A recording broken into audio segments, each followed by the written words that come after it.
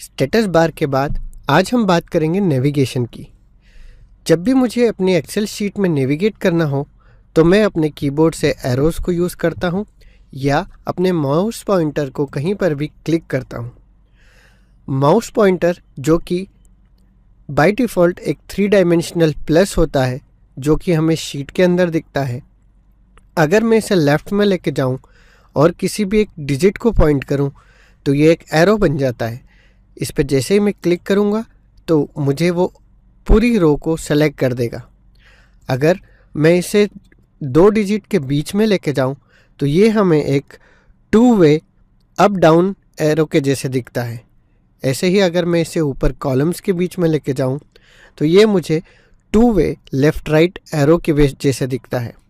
अगर मैं इसी पॉइंटर को लेके अपने रिबन सेक्शन में जाता हूँ तो ये कन्वर्ट हो जाता है एक एरो के फॉर्मेट में। हमारा माउस पॉइंटर हर एक जगह पर अलग अलग तरीके से बिहेव करता है एक्सेल शीट के अंदर।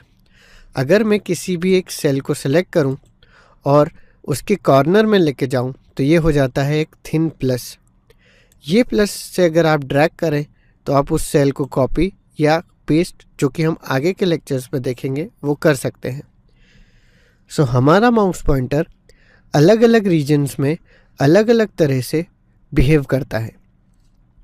यहाँ पर मेरे पास 2 शीट्स ओपन है। शीट्स को नेविगेट करने के लिए शीट टैब में या तो मैं माउस को यूज़ करके क्लिक कर सकता हूँ या फिर कंट्रोल और पेज अप से लेफ़्ट में और पेज डाउन से राइट में नंबर ऑफ़ शीट्स के बीच में नेविगेट कर सकता हूँ। अगर मेरे पास 10 शीट ओपन है तो मैं कंट्रोल और पेज डाउन से राइट की तरफ शिफ्ट कर सकता हूँ। पर अक्सर लोग माउस पॉइंटर्स से ही क्लिक करते हैं और नेविगेट करते हैं।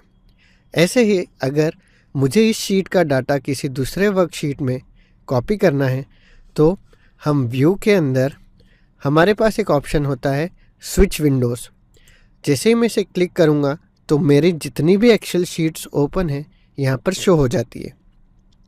जैसे कि बुक 1 यहाँ पर खुला हुआ है, इसके अंदर कुछ भी डाटा नहीं है। हो सकता है मैंने इसे किसी डाटा कॉपी करने के लिए यहाँ पे रखा हो। अगर मुझे वापस अपनी प्रीवियस वर्कबुक पे जाना है तो मैं Excel with learn one workbook पे क्लिक करूँगा और मुझे मेरे प्रीवियस वर्कबुक पर ले आएगा।